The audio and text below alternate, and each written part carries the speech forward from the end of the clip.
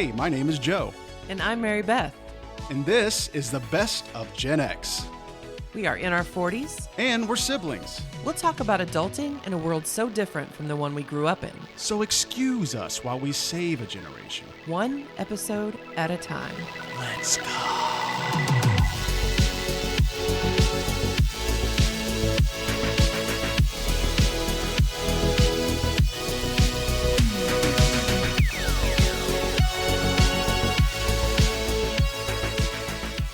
Hey, Joe, Hey, Mary Beth. what is up? Not much. I was really glad to see you today. Same. I missed always me- look forward to seeing you. I missed me some Mary Beth. That can't possibly be true. Hey, you're right. Well, thanks. That's sweet. Well, I have some things to go over before we get into today's topic. Okay. First of all, I want to give a quick reminder. We're having a Game of Thrones episode coming up. That's going to be the last Sunday in July, but it's going to sneak up on you. So if you're doing a rewatch or planning on it, or want to watch for the first time, if you want to be able to follow that episode and feel as passionately about the things we're saying, it's time to get on that. Have you already started the rewatch? Well, you get through it pretty quick. I do get through it very quickly, so I have not started it yet. I plan on doing that when we get back from our trip. Okay. It should only take me about 2 weeks. Okay. You and I, let's start at the same time. We'll just see how much quicker you get through it. Okay. That'll be the plan. Yeah, and I do have a friend lined up to be a guest on that episode. Other than my husband, he's the only other person in my orbit who I believe, first of all, has a background in the art of storytelling, especially visual storytelling. So he's got that. And then he's also obsessed with Game of Thrones Good. and feels strongly about, the final season as I do. We've discussed it before, and so we will have a special guest on. I'm excited about. Sweet. I'm excited. I also need to talk about some blowback from last episode. Deserved blowback. Yeah. I do have some thoughts. So, first of all, here's what I've been hearing in my house for the last 2 weeks from my husband, just randomly. I already know what you're going to go ahead, but I already know what you're going to say. Give me one reason to stay here. Yeah. He's been doing that to me. Yeah, because he converses in songs. Yes, he does. And I love that about him, by the way. So he's been kind of making fun of me with that. You made fun of me in the moment, and then we both got a text from my BFF. Andy was like, "Really?" It was about the category. I will concede that for the category of that song that gives you confidence walking into a party like a badass. In high school, I will concede that would not be the best choice for me because we were talking about our high school years at that point. And I've never looked it up. I could be way off on the interpretation of these lyrics and the meaning of that song, but I've always understood it as having a very cool and aloof vibe to it, where it's basically saying, you know how I feel, but I'm not chasing anybody, right? So I just thought, like, it's an I don't need you, I don't need this, I'd love to have it, but I ain't chasing anybody, right? So I think it would have been an appropriate choice for the Mary Beth of today, but in high school, no. In high school, and let me remind everybody, I think that I did choose multiple songs for that category. Also, Bullets with Butterfly Wings. I mean, I should get points for that. Yeah, but because you screwed up so bad on the other one, it cancels yeah, out. it cancels it out. So. All right, fair enough. Well, I will concede that the timeline, that would not have been an appropriate song for me in high school. The other one would have, because at any party I attended and usually do attend, I am full of rage and feel like a rat trapped in a cage. So that is perfectly appropriate. Is aloofness a word? Aloofness? Yeah, I was supposed so. Okay, well, if not, we'll make it a word. So the description of your aloofness with that song, I think there's actually a current TikTok trend or maybe it's on Instagram, but it's like the whole nonchalant woman.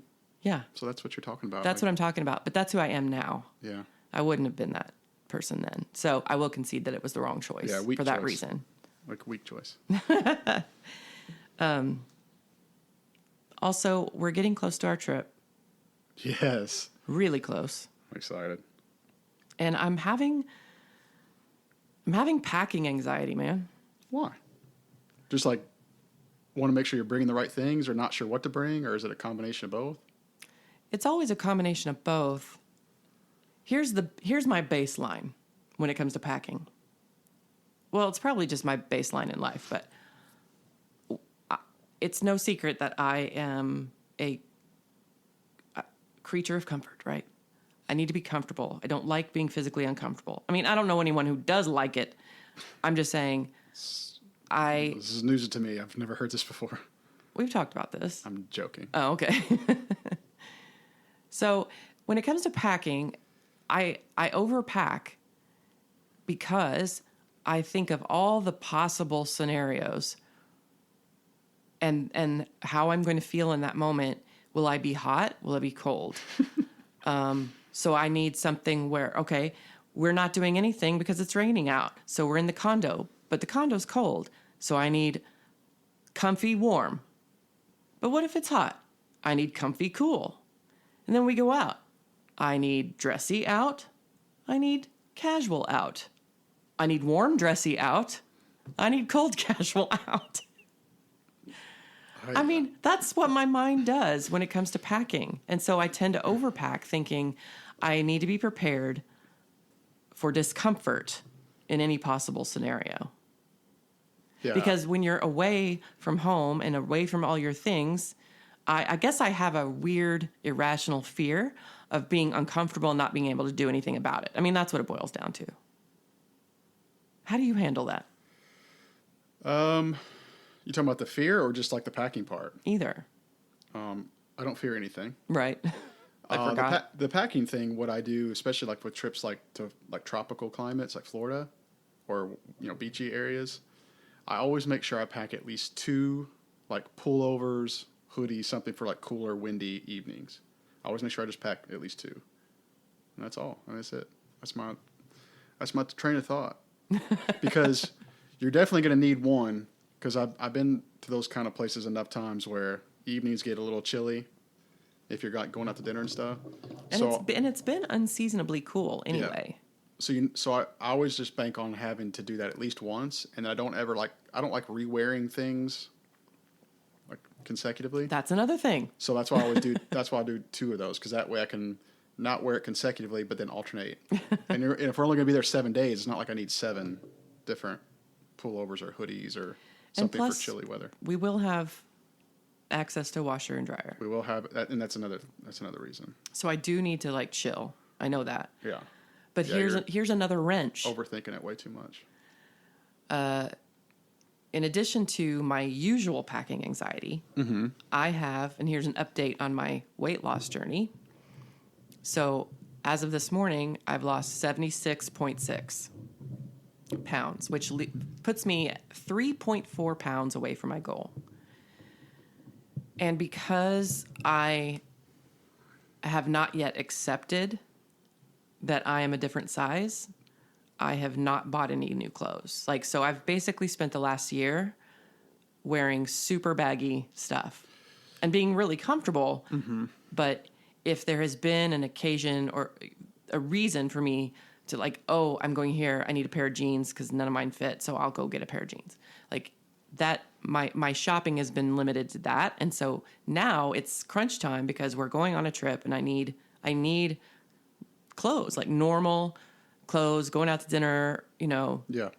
And so that's another, I guess, point of like frustration and fear for me. You realize some people that lose even 30 pounds or 40 pounds, that's when they go get a new wardrobe. You let yourself get to almost 80 pounds and you haven't went out and got new clothes.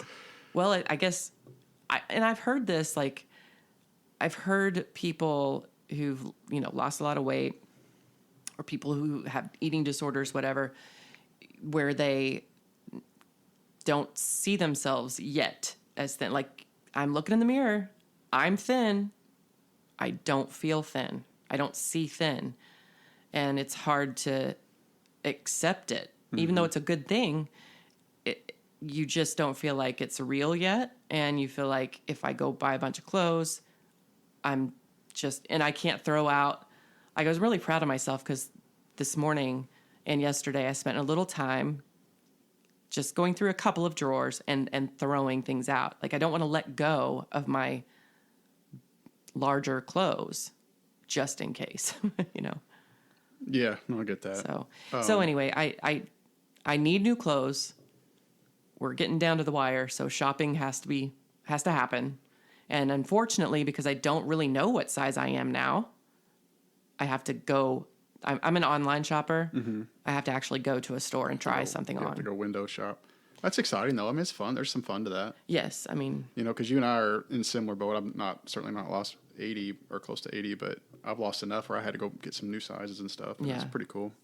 Yeah, it's a good thing, but it's just adding to my normal packing anxiety that I have for every trip I ever go on. Yeah. No, I'm excited. I got some. Actually, I'm really excited because my closet, which you've seen, I've almost got it completely replaced with newer restocked. Mm-hmm. And I'm getting it's so, like you said, it's so fun to get rid of some of the old stuff that I've had for 15 years. And I'm probably about 90% restocked. Yeah, well, it's pretty cool. It is cool, and it's just harder for some people, I think, to let go, thinking you'll need it. Yeah. But maybe I just need to reframe my brain and say, I will never need that. That sounds like a book or something. Reframe my brain. It is. It is. Scott Adams, I think last year, reframe your brain. I'm so smart. Yeah. Well, good for you again. You look great. Thanks. I feel great. This is the part where you tell me I also. Oh, you also look great, man. I was just joking. I'm teasing. Is that not a given? No, because you told me that I looked like I was getting too thin. Yeah, I said that people who don't know you probably see you and think, damn. People who do know you look at you and go, you're getting a little thin. Are you okay? I went through the same thing after my divorce when I, lost like 40 pounds in the blink of an eye without trying. And anyway. Yeah. Okay, cool. Well, it'll be fun. The trip will be fun. Your packing stuff will all work out. I know it will. Yeah. Okay, so today, I'm excited about today's episode. I've been wanting to do this for a while. We're going to do some random hot takes. But first, I thought it was important to define what a hot take is. Yeah. It's one of those terms where people, like, you think you know what it means, but then maybe you don't. A little don't. nuance to the definition. So, according to the internets, a hot take is a piece of commentary typically produced quickly in response to a recent event, whose primary purpose is to attract attention. We had already planned this before I looked that up, and so I realized, we're cheating a little bit because it's not like we're drawing out of a hat and like coming up with things off the top of our head. Yeah. So it's not a quick response to something that's just thrown at us, like a recent event. We've had a little time to think about this, but only a couple of days we've been thinking about it. So it's not exactly right. There is also, we're not trying to attract attention. We're just trying to speak our piece, right? Right. That doesn't necessarily have to be controversial. Right. It can be, I would say that our hot takes today are things that most everybody will have an opinion on, one way or the other. But the controversy of each one will vary. I think I will certainly piss some people off today, without question. Yeah, I know you well enough. You will. I don't even have your list in front of me, but I know you will. Do you think you will? There are a couple that I think people will not enjoy. Okay, good. Because Ronnie will be one of those. Okay.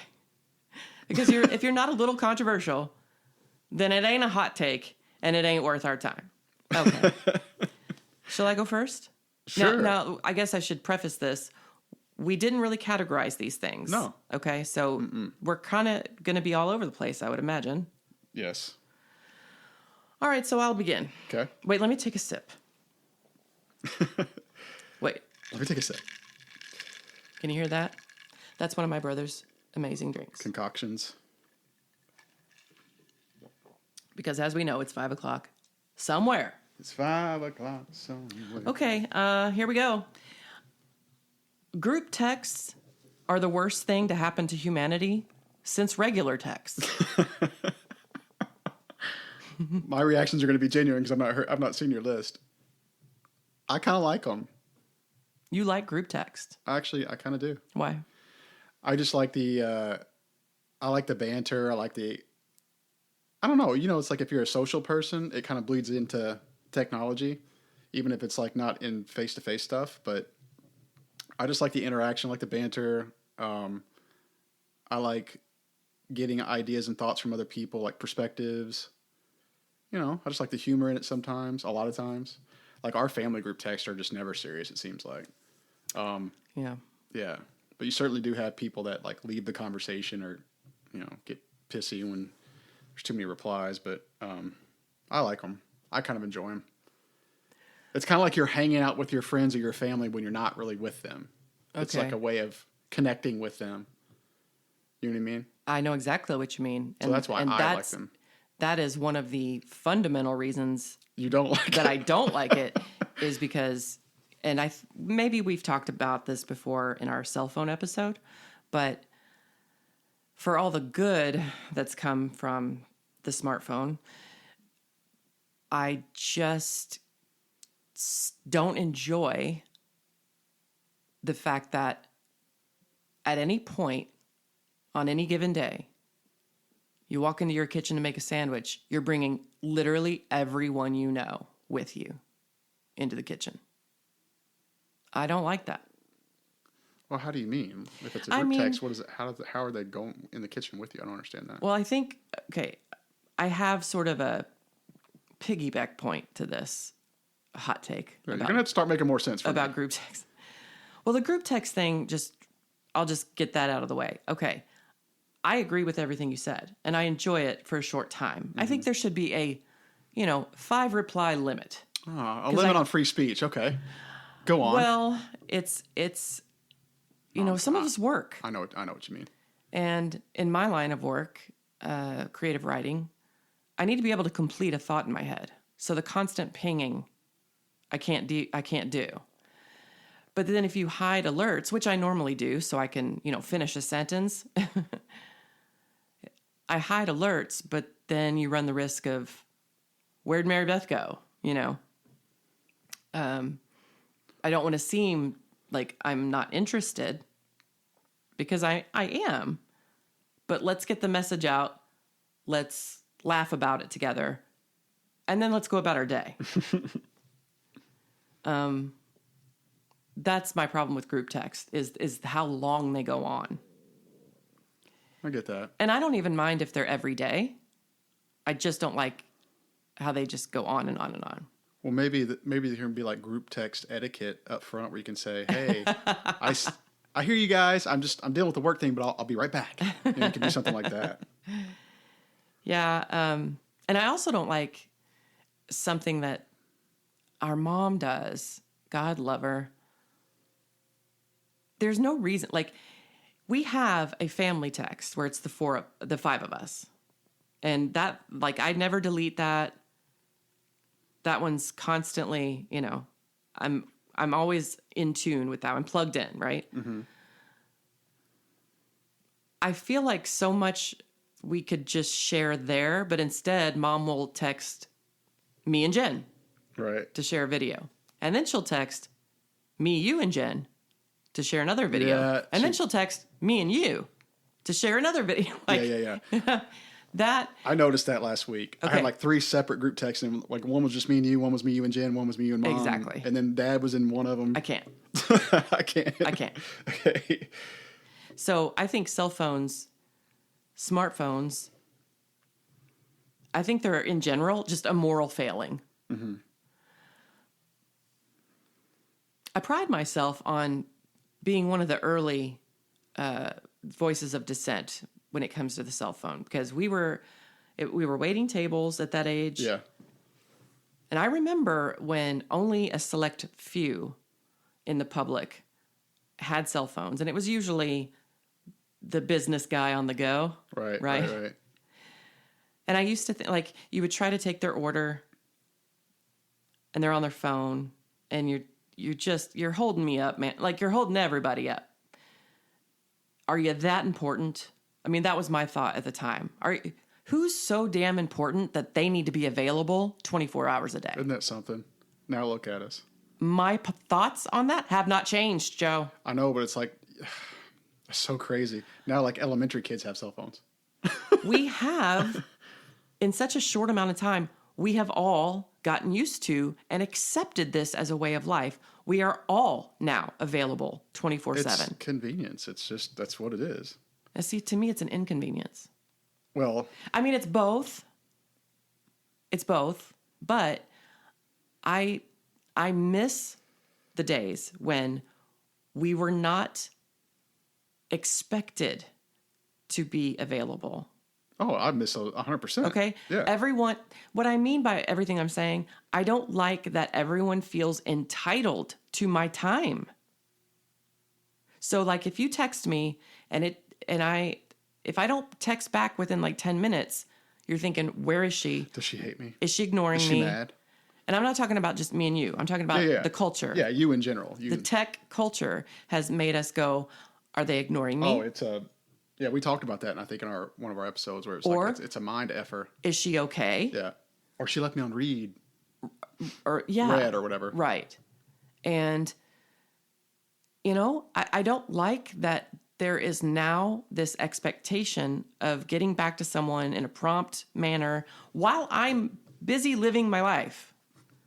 In the old days, you would call someone, leave a message, and just patiently wait to hear back. Now it's like minutes go by and you're wondering, what's wrong? Why, Mm-hmm. So all of that is bubbling under the surface of this group text hot take that I have. I'm bringing a lot of baggage to it, because the cell phone thing has really... Yeah. I don't know. I mean, I think there's times where I get annoyed by the constant pings, but I still enjoy it. Like, I find a way to, like, just get over it and just enjoy the fact that I'm just connecting with people, That's how I deal. And I certainly wouldn't want to be left out of a family group text. There's like FOMO. Yeah. Did I ever tell you, I don't know if I've ever told you or our listeners that I used to do an end of the year experiment. I used to teach seniors. You mentioned it. Okay. Genius, by the way. Thank you. I thought. Thank you. Did you come up with that on your own? I did, with the help of my students, because I taught AP Lit and public speaking, and it was a public speaking class. At that time, we were covering debate, formal debate. And at the end of each one, we would have some class discussion. And the topic we had just finished was cell phones in schools. And so that led to just talk about cell phones in general and what it's done to our lives and our moods and our everything.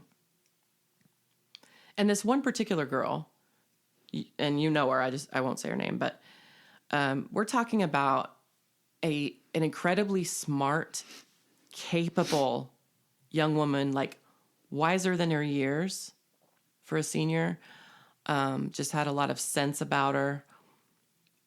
She made a comment in this discussion about how she would feel if she didn't have her cell phone. If I were in my car driving somewhere, I didn't have my cell phone, I wouldn't feel safe. And I thought, and I stopped and I said, are you serious? You've got to be kidding me. You? Because she's so strong and capable and blah, blah. It so moved me that I stewed on it for a couple of days. And then I had the light bulb moment where, wouldn't it be awesome if I could work out a way to give students an opportunity? They didn't have to do it, but it was an opportunity to give up their cell phones completely for 1 week and then report back And at the time, I was also teaching videography. Mm-hmm. And I was doing videography as a job on the side. And I considered it a potential super interesting project because I wanted them to record themselves throughout the week, like testimonials, talking heads. I wanted to ultimately take all the footage and create a documentary. And I had to think long and hard about it. I had to draft a very detailed contract because it's such a part of our lives that this was going to disrupt their lives. It was going to disrupt their parents' lives. It was going to disrupt their work with their boss. And they were going to have to do things ahead of time they weren't used to doing, right? So I mapped out this really detailed contract of everything that would be involved and the things that they would have to do in preparation. Tell your boss, for example, here's how you can reach me from this day to this day because I'm not going to have my cell phone. Mm-hmm. Parents were going to have to be on board with not letting them cheat because part of it was to get away from social media because I saw what it was doing and they were telling me what it was doing to them. And it wasn't good. And so parents were supposed to sign this contract as well, stating that they were willing to monitor as best they could at home. So if the student needed to use the computer to type a paper for class or do some research, the parent was willing to make sure they weren't getting on social media. So, there was an honor system, but the parents had to sign. I needed their okay. Mm-hmm. And so what I did was I collected their cell phones Friday after school. They all met in my classroom, those who chose to do it. And there were a lot. And I had a big box. I put all their cell phones in it, and I locked it in the vault in the main office. So they walked out of the room on a Friday and didn't get their phones back until the following Friday after school. It was amazing, and maybe we can talk about this more in depth sometime, but the feedback I was getting from them and even from parents was amazing. I still have all the footage. I ultimately didn't have time to make the documentary that I wanted, but I kept it all. And one of the things that was really interesting from a parent that stuck with me, I asked him, because he was a theater dad, and I was still involved in that, and I asked him, how's the week going for you? And he said, it's been very hard for me. And I said, really? I thought the opposite. I thought they'd have their kids' attention, they'd have their kids' quality time, And he said, because I've had to confront a very scary question, which is, have I prepared my son to know what to do if he's in trouble? Because when he has a phone, I know that I'm a phone call away. But if he's out with some friends on a Saturday night, track locations and stuff like that. I can't track him. And this was a father and son who had a great relationship, loved spending time together. So it wasn't about tracking, stalking. Mm-hmm. It was about peace of mind, knowing where they are. I can't do any of that. And what if he gets a flat tire somewhere out in Louisville and doesn't have his phone and is alone? Have I done my job as a parent? Because he's 18. So that was really interesting to me. That's crazy. And of course, as my daughter got older, I completely understood on a deeper level what he was talking about. So it was just an interesting experiment, and everything that they were telling me throughout that week is everything I hate about what cell phones have done to us. And I include myself. Look at you making parents better. Oh, please. Anyway. Forcing parents to really think about how they're doing it with the kids and raising kids. Well, you're talking about a generation who didn't grow up like we did and were pleasantly surprised. Let me just put it this way. At the end of that week, they did not rush to my room. They did not to get them. They did not want them back. Really? When they came back into the room that next Friday, they were not happy to get their phone. I would have loved to have seen the kids before they gave you the phones because They were so nervous. Well, no, but I mean, like, they would have had to kick it old school to say, okay, before we give the teacher our phones, let's write our numbers down so we know how to get a hold of each other for like home phone, like if they have home phones. One girl was like, I actually drove to a friend's house randomly and knocked on the door. Yeah. To see if they were home because I wanted to hang out. Yeah. And I'm like, because I mean, wow. if it was 10 plus years ago, there was probably still some home phones that existed, Yeah. That's crazy. Yeah. So, I won't go into, I could go on for days about the things they were telling me and the things the ways their lives improved and the things they noticed that they didn't notice before. It was all wonderful. I'll just tell you that they did not want their phones back. So the experiment worked. Good. It helped them appreciate things. But anyway. Cool. On a tangent I go, right? On a tangent you went. I jumped on that ride with you. That was nice. Okay. My turn? Yeah. You, like myself, are a coffee drinker. Yes? Or you were? I thought you were. Big time until... Has this changed? It has changed. Whoa, what? Okay. Since my... I worked all of 2024 on getting off of Adderall. I hate it. I never should have been on it. Mm-hmm. This is, it's another time, another topic, another discussion. But getting out of that hell, all of last year made me finally become more in tune with my body. And I mean, I was living vampire hours. I was reverse of everybody else in the world. So I spent all of last year working on a normal human schedule to get my circadian rhythm back in sync with the universe. Okay. So like waking up at a normal time like everyone else, working a normal work day like everyone else, going to sleep at the same time, waking, you know what I'm saying? Like that, I was living very differently. And so as an unexpected consequence of that in the last several months, I've just become, like I used to have also a big Polar Pop Diet Coke after my coffee every day. I don't do that. I've just become so, caffeine just is not, I don't want it. It started with the smell, which I always loved the smell of coffee. And now when I smell it in the mornings, because Josh still drinks coffee, it kind of turns my stomach. Interesting. And so it's not anything I set out to do, believe me. But I'd say in the last 6 months, I sort of accidentally gave up coffee. Okay. But I understand. And I still love a good cup every now and then, especially with like a good dessert. Well, I appreciate that level of detail. Yeah, sorry. I was going to say my hot take is Starbucks is trash. Absolute garbage. Will you say it the way I want to hear it? What? Yeah, that one? Yes. Yeah, Starbucks is trash. Oh, no. What are you talking about? You always used to do the Zach Morris is trash. Oh, sorry. I haven't heard it in a while. Now I thought you were talking about the other thing. Starbucks is trash. Thank you. Yeah, that's the Zach Morris is trash. Starbucks is garbage coffee. Why do you say that? Absolute garbage coffee. It's like I've had the regular black coffee.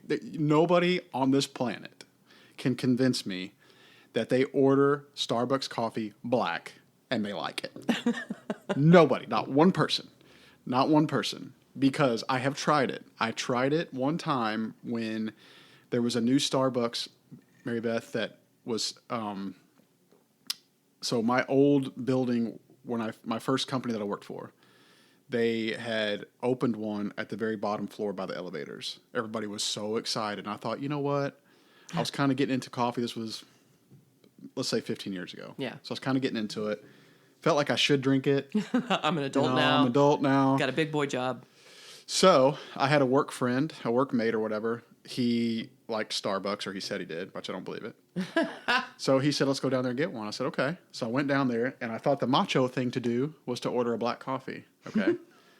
I take one drink of this, and I had gas station coffee before, black. I take one drink of it, and I'm literally about ready to throw up, spit in the can. It was like I haven't drank motor oil before, but I've smelt it, and I can only imagine that's what motor oil tastes like. Yeah. It was the worst thing I had ever put in my mouth. And from that day on, I watch people order Starbucks. I'm like, they hate it. They hate it. They hate it. And they know they do. But they don't want to they don't want to admit that they hate it. So everyone just needs to stop pretending. Everybody needs to stop pretending, because what's happening is the brand has become so big, and it's like it's become bigger than itself, and people are literally buying overpriced coffee because of that little logo. Yeah. And they want to walk around with it. Right. And it's like a status thing.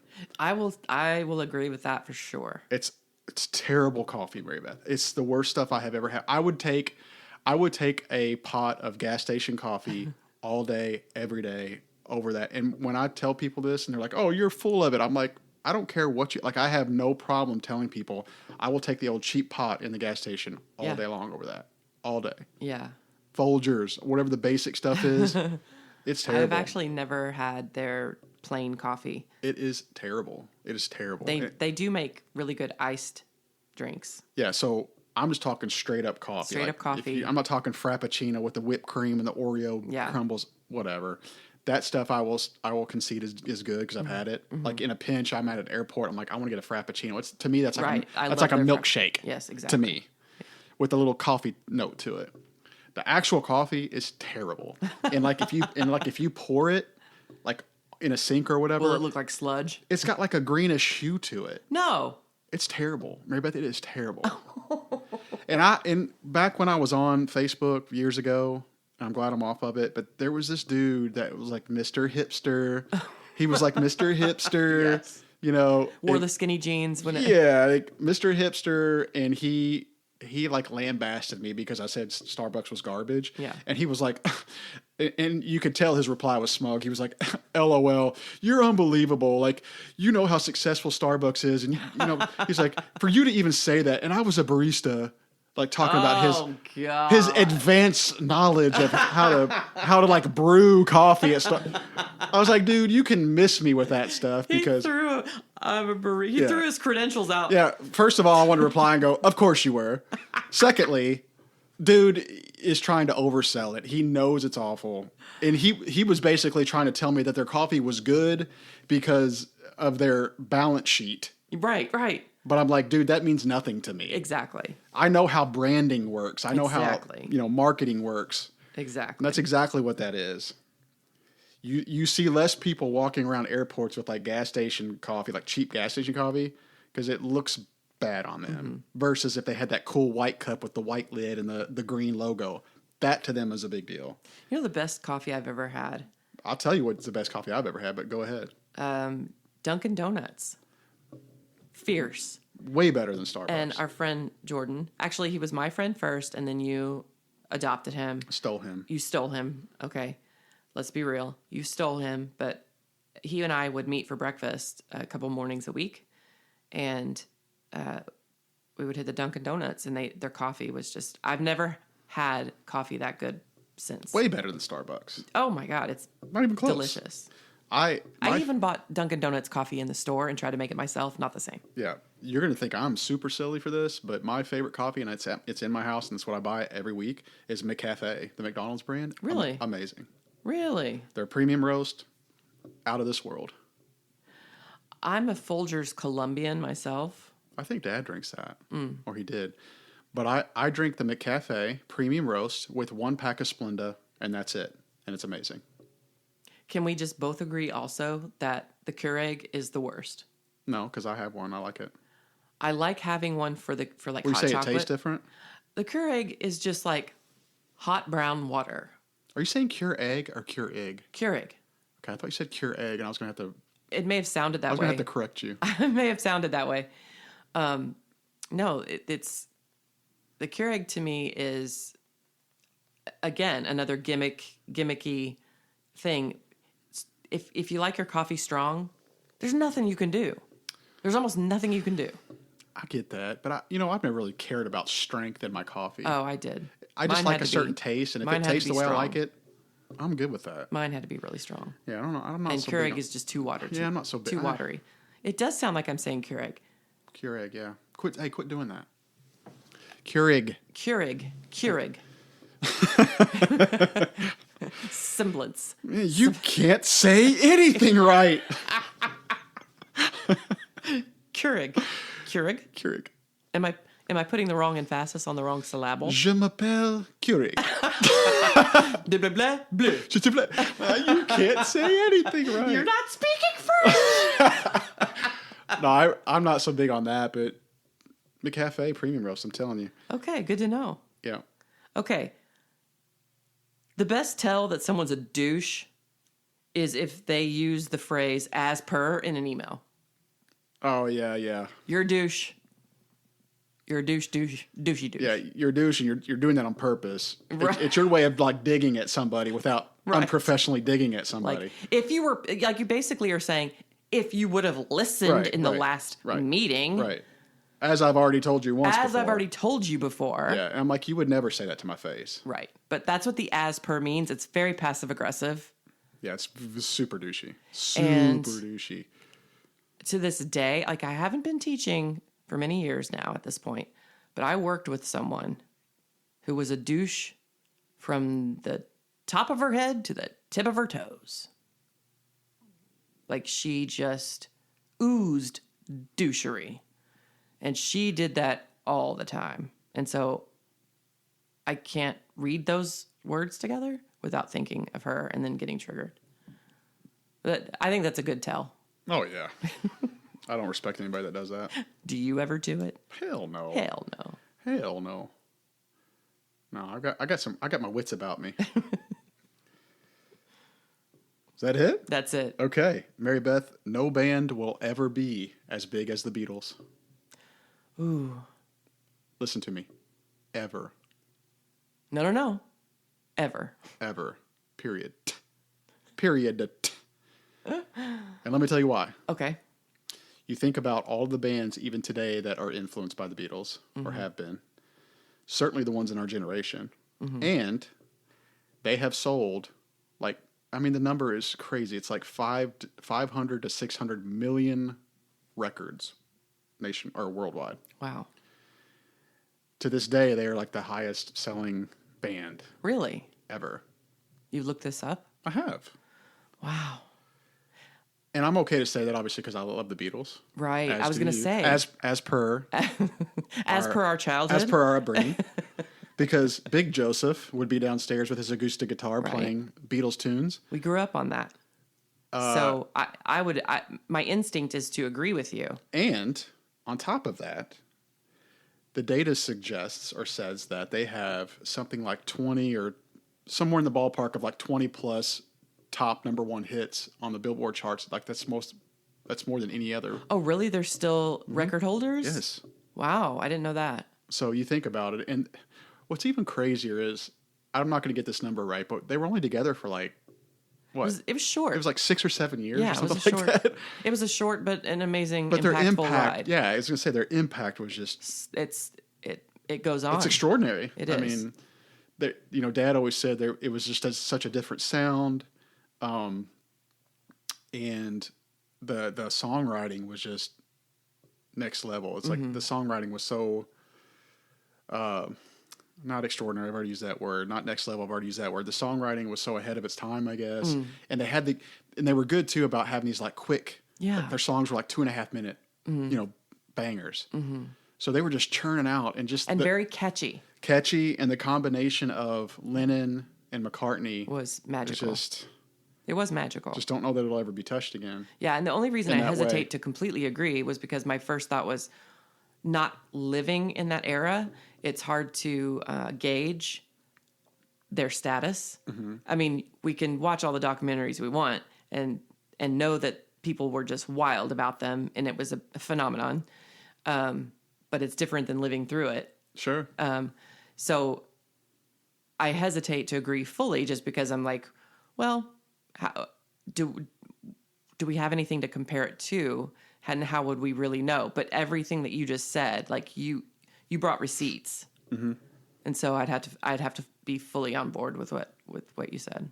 Of course you would. I'm smart. But I mean, because everything you just said, I mean, validates your point. I can't think of one generation since the Beatles that they are viewed by that generation as being like lame or out of style. Like you still see like kids today wearing the Beatles shirts, like the shirts that say the Beatles. Like they just never went out of style. Good point. And it reminds me of another good tell for if you're a douche.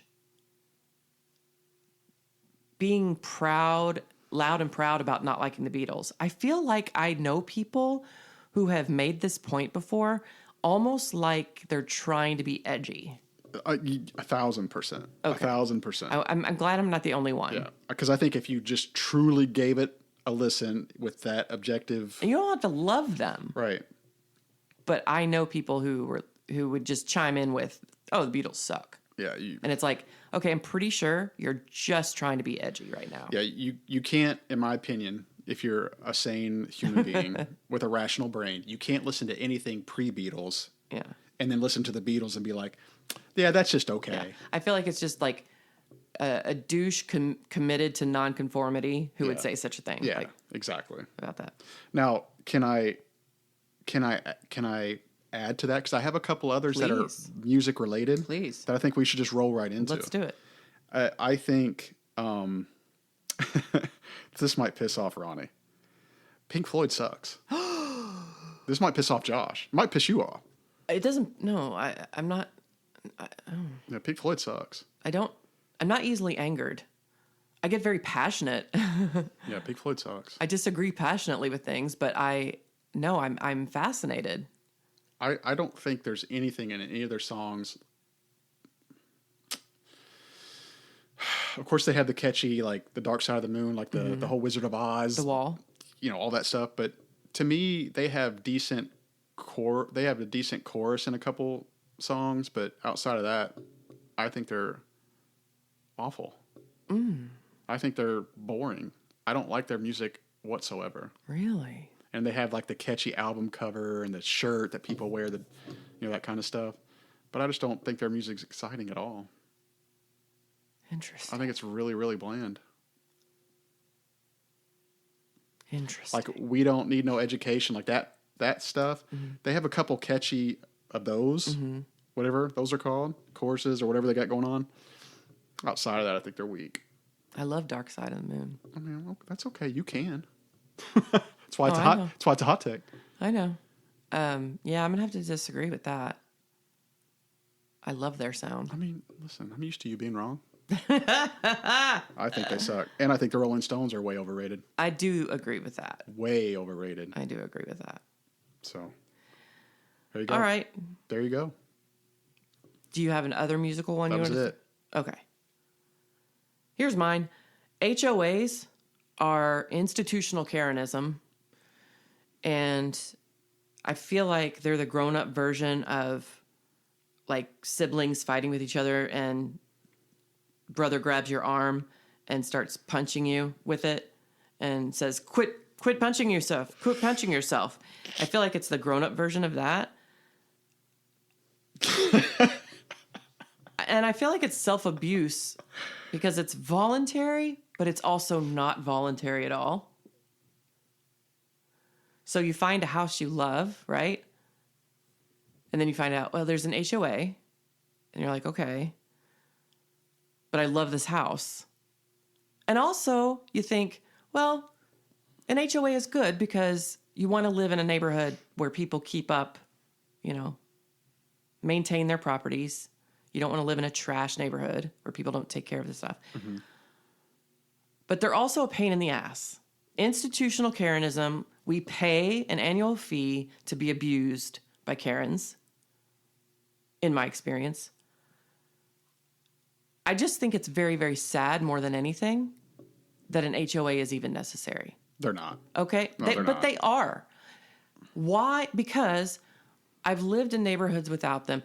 Why would you, as like a homeowner, why would you commit to that sort of decision and then just disregard your property? Why on earth would you make the most important investment of your life and then not maintain it?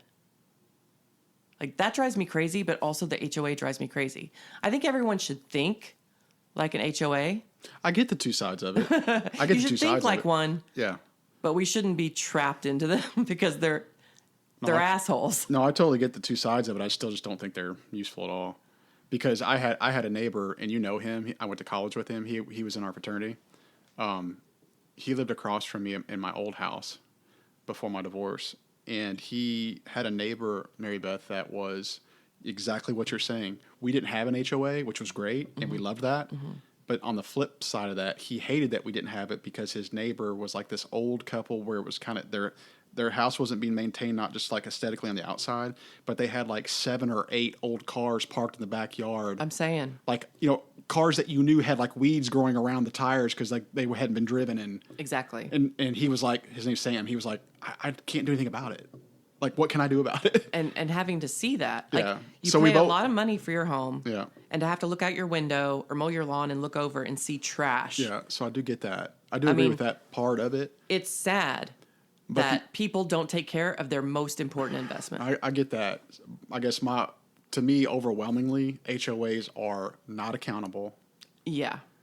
There's people that are a part of the association. I'm using air quotes. Their names are on the association, whatever, but you never hear from them. You typically don't know who they are. I never have. The houses that I've had HOAs, I don't even know who the hell's on the HOA, and nor do I care. You don't know who they are. There's nothing. They always, and the main thing they say is it's beautification. Like, okay, well, then why does my front part of my neighborhood have a light out, and why are there weeds growing through? You know what I mean? So like, don't give me that crap. Right. And don't tell me that 250 houses in the subdivision are paying so much per year for you to pull weeds and make sure that the light bulbs are replaced. And put a couple of string lights on a couple of bushes in your front entrance. So there's no accountability. You don't ever see like documentation of like meetings and how the money's spent. Or how, if they're even having these, how the money's spent, where it's going. There's none of that. So I agree. That's what I mean. It's voluntary, but it's not. So it feels like abuse. Yeah, it's silly. It's really silly. Abuse that we pay for. And honestly, the people that say they're involved with or try to get involved, I mean, those people are just bored. But I live in a neighborhood now with an HOA, and like, it bothers me that every few houses, you've got that one who won't get their lawn treated, so there are weeds everywhere.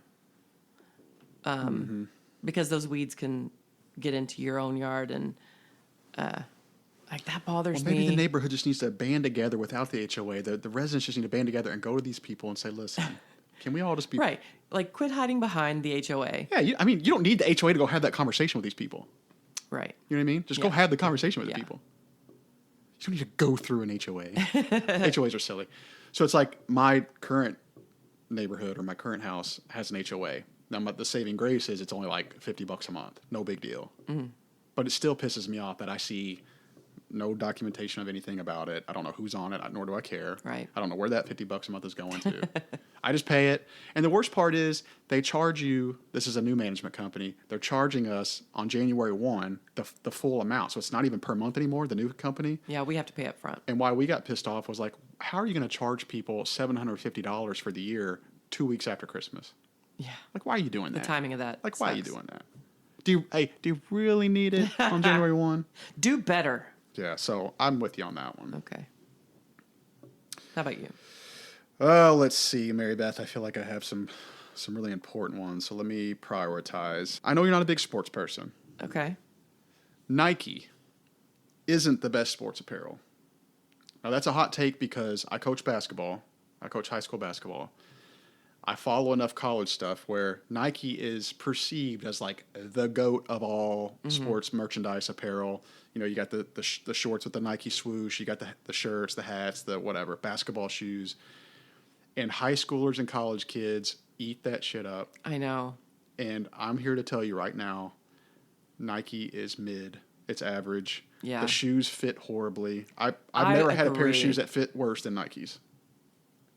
100%. I have 27 pairs of shoes in my closet. 20. The only reason I know is because Mallory counted Oh my God. and said it was drippy.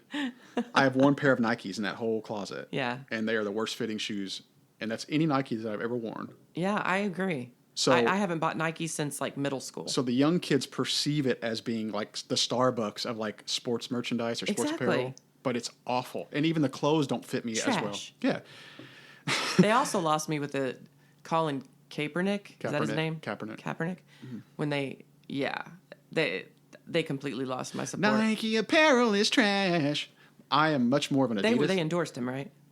I don't know. I don't know that. I don't follow that close enough. I thought that's probably accurate. And I was like, but to me, Adidas apparel and shoes fit way better. And I think they're getting as popular. Like you see a lot more Adidas stuff. I see it way more Adidas than But Adidas shoes, it's like I'm walking on clouds versus Nikes. Like Nikes, the only pair of Nikes maybe that I own in my closet, and I do wear them occasionally just because they look good with certain clothes. But the second I got them out of the box, the first time I wore them, within 10 minutes I had to take them off. Yeah. That's how bad they hurt. Yeah. And I don't have that with any other brand. But the high school and the college players, especially from at least from a basketball perspective, it's like they have to have Nike. Otherwise, I don't know. I know. I understand. Well, I'll throw out a quick one before the break. Okay. Socks with sandals. It'll never be okay. Who says it is? Our kids. Like slides or like the... What are slides? Slides are like they're like the one they don't have like the ugly shower shoes? Yeah, exactly. Like they don't have the straps, so you just slide them on. It's bad enough you're wearing shower shoes. That's basically what they are. I don't own a pair. I'm just saying, like, are they talking about those kind? Or are they talking about sandals? If I know what you're talking about, they're ugly as sin. Are they talking about the sandals that like strap? Like either. Yeah. Why the hell would anybody wear socks? That's what they do. I've seen it everywhere in this generation. Now, when I see young dudes wearing socks with like Birkenstocks, I want to take them by the arm softly, and I want to move them closer to me and say, "Can we have a conversation?" But even slides, you need help. There's no excuse. It's the worst thing, and I feel like it's almost like a disease that skipped a generation or two. It wasn't cool when our grandparents did it. No. It is not cool when our kids do it. Yeah, are we in a shuffleboard court in Florida? What's right. going on? I don't see any Gen Xers doing that shit. I see our kids doing it. I know our grandparents did it. It'll never be okay. Yeah, ever. Shame on you. I'm with you on that one. All right. Well, let's take a break. Let's cool off. Okay. Let's cool our jets.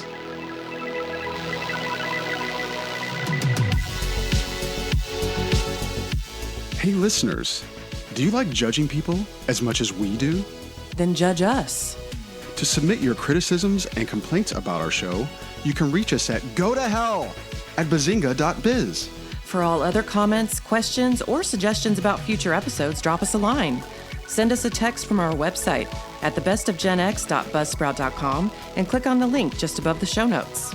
Or email us at thebestofgenx@gmail.com. We are back. Cooled off a little bit. Cooled our jets. But we have an update about our countries. Okay, I haven't heard this. Okay, so last time I believe we were at 22. We had just added the Netherlands. Okay. We're up to 27 countries, Joe. We've added 5? Added 5.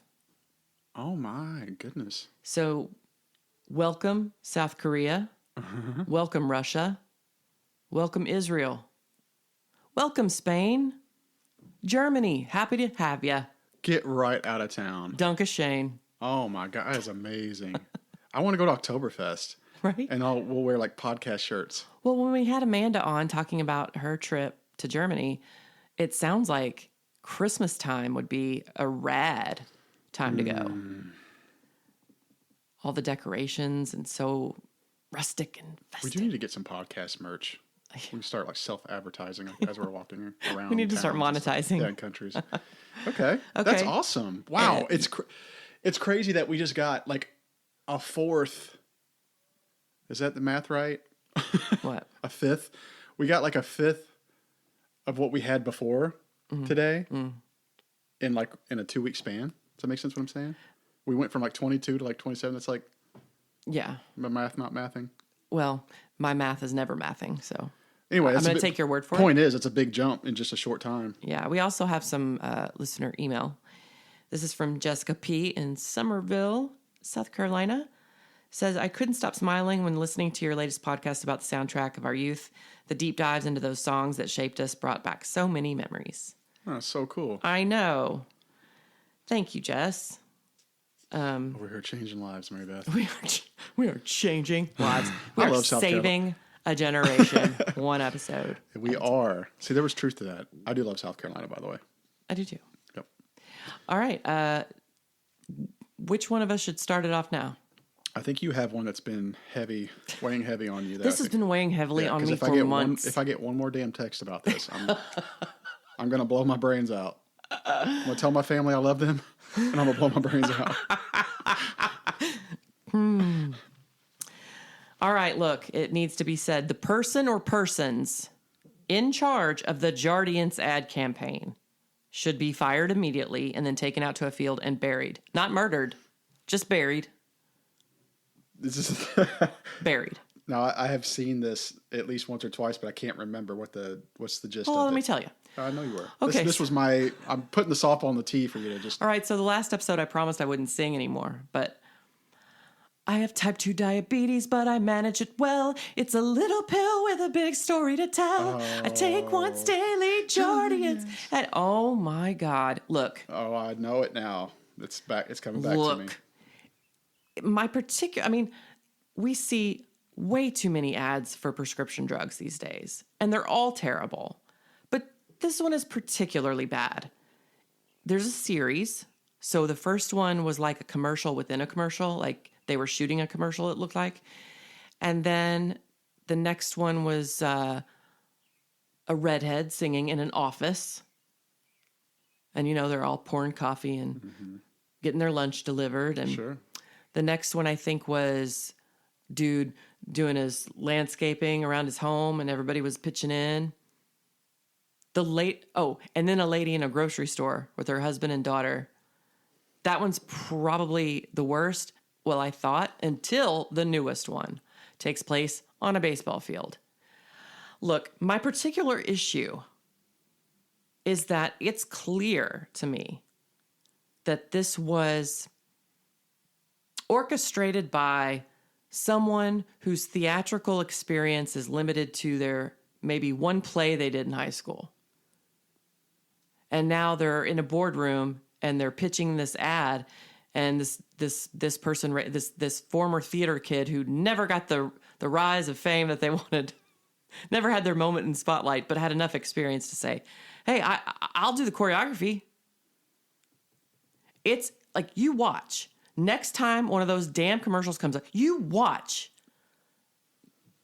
That choreography is done by someone who just did high school theater for a second.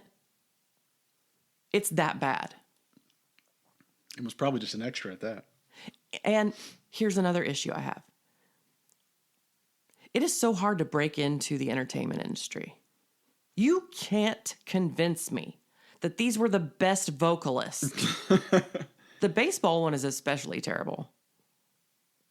Okay, but there have to be lines and lines and lines of people with big dreams. I mean, we've seen American Idol auditions for the last however many years.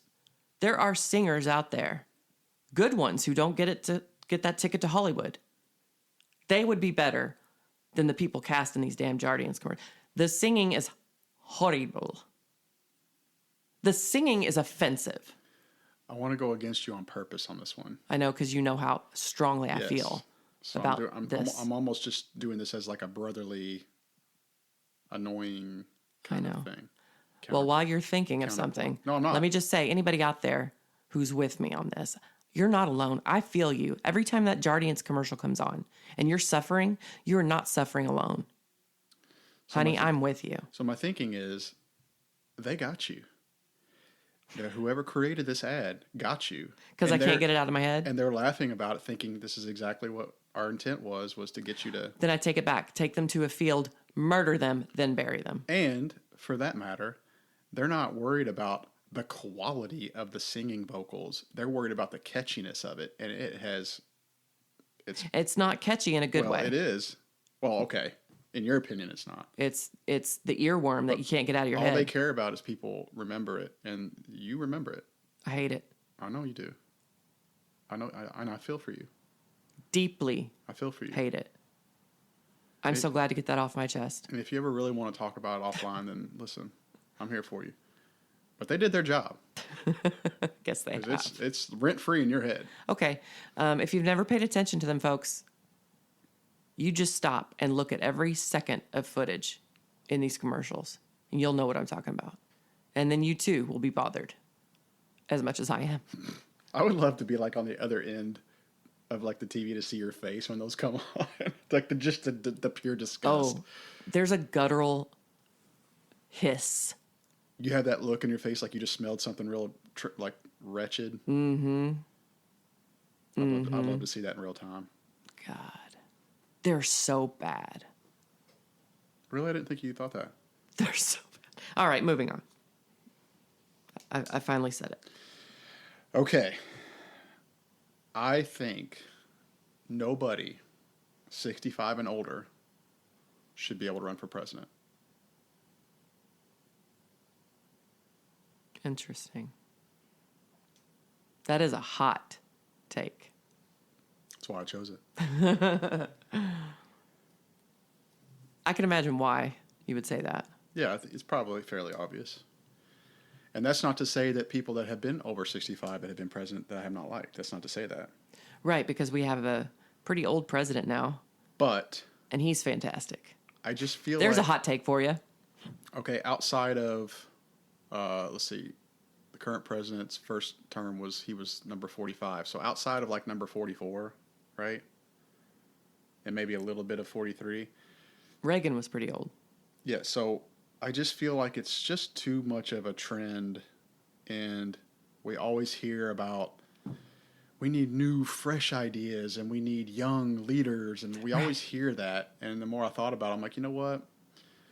For some reason or another, our country, and I've not done the research on other countries, but for some reason our country just like relies on these like past retirement age Yeah. people that have been in politics their whole life in most cases. Not Yeah. this current guy, but in most cases. Yeah, Trump is the exception for almost everything. Yeah, so it's like, but these others that have like been in the political arena their whole life. That's all they've ever done. It's like, how much do you really like relate? You know what I mean?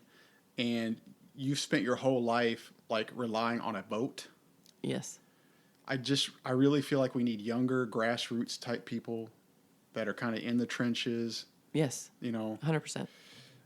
and I think another thing is like health wise is an obvious reason. I just think there's too much risk. We shouldn't put ourselves in Right, especially with everything that's been revealed. Well, yeah, I love the way that they're acting like this is a big, like, breaking news. We all knew it. We all saw it. You did too, and you lied about it to our faces. So fuck you. You talking about Biden's health? Yes. Yeah, like fuck listen. you. I mean, we knew it. I know. Like I think you and I both agree. Like we don't want to see anybody like terminal. Like you don't wish that on anybody. But we knew. But your issue, I think, where you're going, and what my issue would have been, or what is like, why would you put our country in that position to have somebody in that, leadership, or like basically the CEO of the country? Why would you put somebody or try to like force somebody into that position? Power. I know, like we know it's a rhetorical kind of question. It's like we know the answer, but that's what I think is so wrong. Is like we should limit it to people that are like 35 to 60, or 35. Yeah, 35. Let's say 35 to 60, and that's it.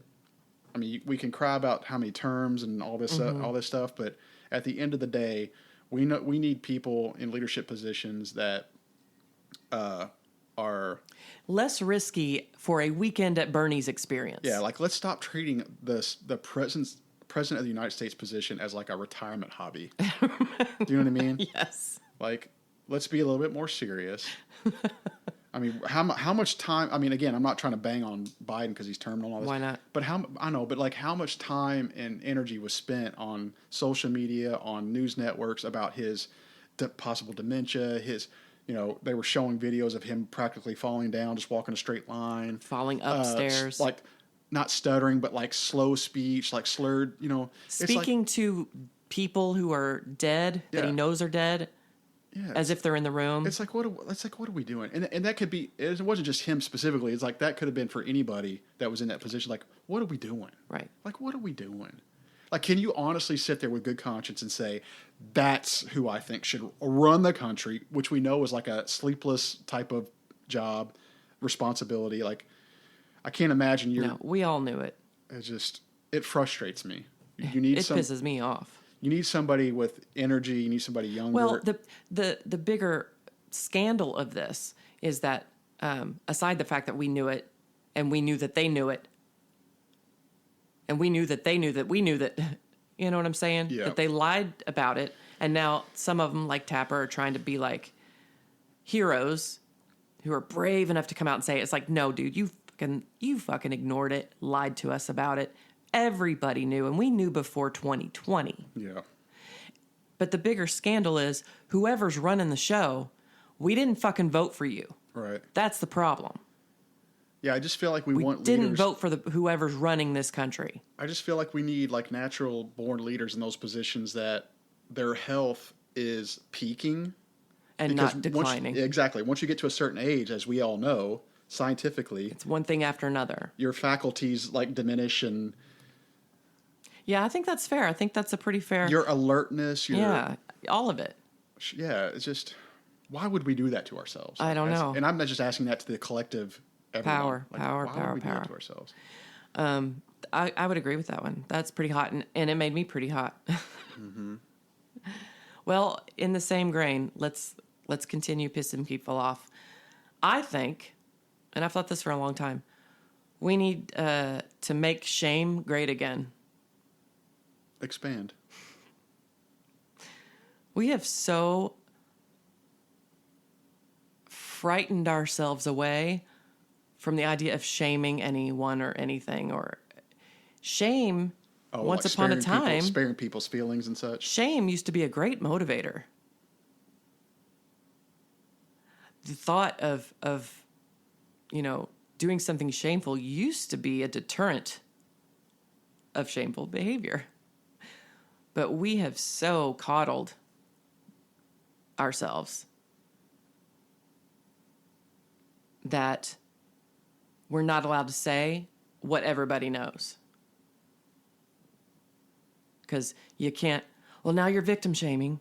So you're just saying Now like, you're slut shaming. So you're just saying like fear of retribution, like fear of. Shame isn't a thing anymore. Shame is a bad thing. Shame should motivate all of us to not do idiot things or to not lie to ourselves and each other. Shame is a good thing. We need to bring it back. It's in the same grain as sort of judgment. Like, don't judge a book by its cover. Terrible advice, by the way. Because as we all know, if it looks like a duck, talks like a duck, sounds like a duck, it's a duck. Be open-minded. Be open-minded for someone to surprise you. But judgment is also an important thing. I'm just going to say this one time, and I'm going to say it very simply. I don't care what anybody says. It's in everyone's physical nature to judge. We must. Have to. It's dangerous not to. Everybody does it. Everybody needs to do it. Yes. You don't need to voice your judgments. Exactly. You don't want to hurt people for no reason. To sit there and act like just don't judge at all. No, That's not that's how it works. stupid. It's not even safe. Exactly. Agreed. But I think we should make shame great. Bring it back. Bring the fear of shame back. Here's an example of what I'm talking about. Okay. Where it hurts us. Obesity is not beautiful. No. Obesity is not sexy. Obesity should not be celebrated. I'm not talking about... And everybody knows that. Exactly. Everybody knows that. But we can't shame, you know? Mm-hmm. No. No, there's a point. Look, despite what you ad execs believe, we actually don't want to see fat chicks exercising or dancing on a commercial. We don't want to see that. I'm not saying that an overweight person can't be or isn't beautiful. Right. And I shouldn't have to say that. You don't. But You don't. what I'm saying is we are celebrating obesity. What was Wasn't that the number one comorbidity with COVID? We lost our minds about COVID, and obesity was the number one comorbidity factor of death. Mm-hmm. In fact, our current leader of our health department in our county, I screenshot a comment he made in a thread to one of his posts. Someone flat out asked him, how many healthy, fit people have you seen die of COVID? And he said, so few, I can mention them by name. Mm. And I got enraged because I thought, why is your health department, all your Facebook posting and all your sanctimonious fucking finger wagging at us for gathering at Thanksgiving with our families, why is not health and fitness your number one fucking priority now? You see nothing. There was nothing encouraging health and fitness. No, what we'd rather do is lie to everybody into believing that we need a fat girl on a Dove deodorant commercial doing a sexy dance for us. No. Mm-hmm. No. I'm sure that individual is a beautiful human being. I dare say attractive. Just, Yeah. I don't need to see them fucking sexy dancing like they should be proud of their size. Yeah, you're not like shitting on them as a human or you're not shitting on their personality. I'm not even shitting on their attractiveness. Right, but what your point is like we can't promote lack of health, lack of accountability, lack of discipline, lack of sacrifice. Yeah. Like, that's basically all we're doing. Yeah, stop. We are not allowed to speak the truth because we are so gun shy about shaming anyone. Yeah. And it's like, you know what? Yeah. Shame is a good thing, and it's a good motivator, and we need to stop pretending that, that we're not seeing what we're seeing. Right. And that really grinds my gears. All right, your turn. Okay. I don't think that celebrities should be considered role models. Agreed. I don't think that's very controversial. I would imagine a lot of people would agree with that. Man, especially now. I don't. You don't? No, I don't. I feel like people are just so consumed by the celebrity cult, like celebrity culture. I don't know if that's what you should consider it a culture, but influencer culture. Influencer. People like go out of their way to pretend like these people they see on TV or whatever are otherworldly, and they're gonna, following these people and stuff like that just because they're on TV is gonna make them better in some way. Right. And it's like, why aren't we really pushing like police officers and parents, and which I'm not saying that that's never the case. Like, my role model is my dad. Mm-hmm. So I'm sure there's plenty of me out there that are smart about who they really look up to. But to look up to somebody just because they're on TV or on TikTok, or a famous voice on a radio or whatever, it's just like, just because their line of work is just a little different in terms of exposure. It's like half the time you read these people are like psychotic and on advanced medications and committing, just very neurotic. Yeah, just super strange narcissism in a lot of cases. And, oh, yes. I mean, we hear and see that a lot. Yeah. So it's like, people dying from overdoses, and why are we so fixated on that? Why is that automatic just because you see them on your TV screen? Yeah. Like, that's just what they do for a paycheck. At the end of the day, that's how they get paid. But we just like, I don't know. It's just like it's like there's some kind of fantasy land where... Yeah, celebrity gives them a credibility they don't deserve. It's well said. It's like celebrity to them, to most people, equals... Credibility and... It's so the opposite. I think COVID exposed a lot of that. Because we saw a ton of people in Hollywood who suddenly couldn't work, but needed the supply. Yeah, the narcissistic supply. And were getting online just... desperate for attention. Yeah, I can't get over that. Like, I certainly like actors, and sure. we went to Comic-Con and got excited because we saw people that we like really enjoyed watching. Yeah, but don't tell me how to live. Yeah, but I don't like look up to them as role models. Right. Like Rainn Wilson, love that dude's character. Him. And I'm sure he's cool to have a beer with, but he's not a role model to me just because he's Rainn Wilson. Yeah, you know what I mean. My dad's a Exactly. role model to me because, he taught me right from wrong and,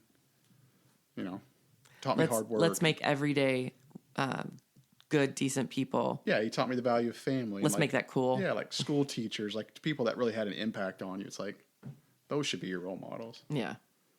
Yeah, I'm down with that. All right, I'll share one more. Okay. This might really Ruffle some feathers, man. Let's go. Hit me with it. I'll end with this.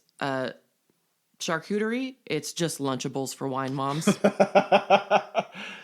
I love it.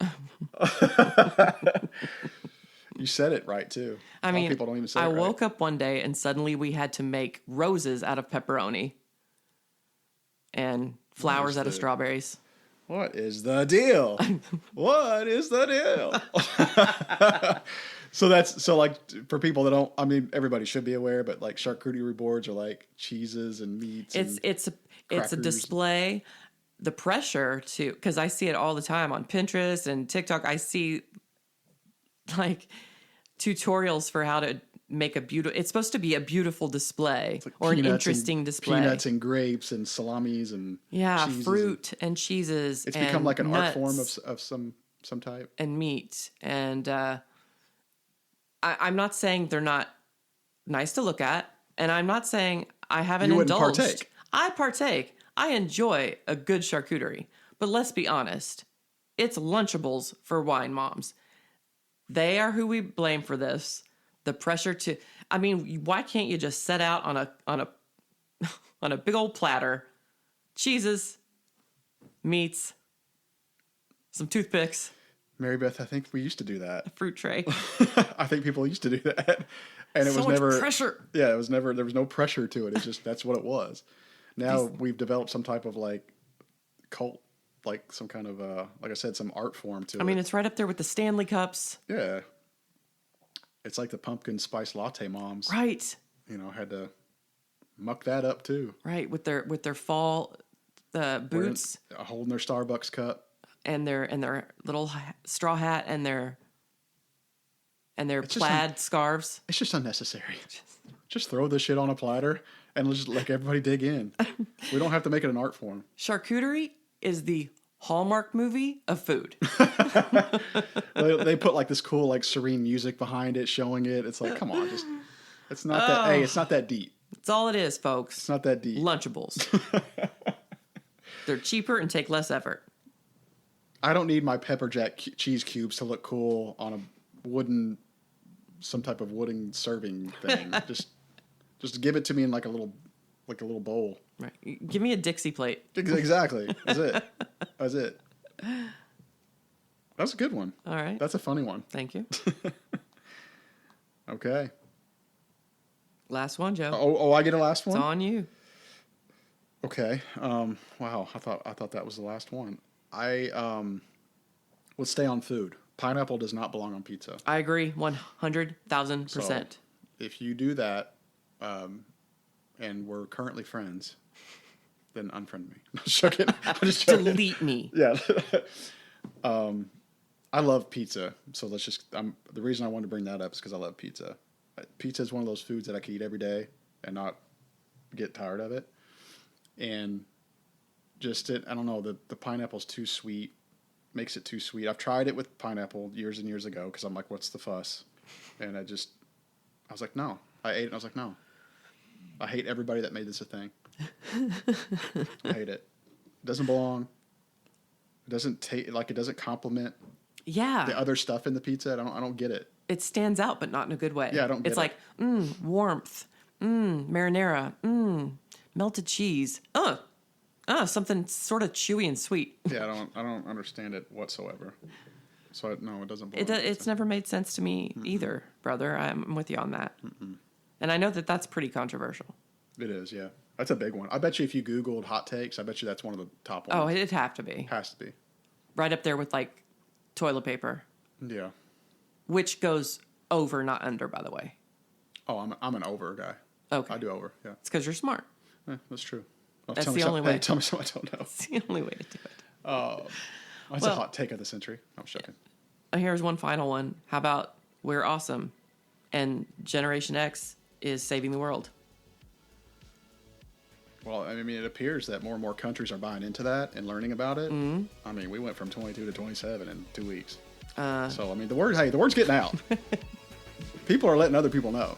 In far reaches of the... We will soon be the celebrities we hate. Yeah, exactly. Yay! Exactly. Yay! Please count me as a role model. Yeah! I'm a role model. Yeah! We are being heard in far reaches of the world, Mary Beth. It's happening. It's happening. Wait, are we doing this? Thank you so much for listening to another piece of the Gen X experience worth saving. Our hot takes, rooted in age and great wisdom, have now been immortalized in the annals of history. If you like what you heard, subscribe to the Best of Gen X wherever you get your podcasts so you never miss an episode. Joe, always a pleasure. Duh.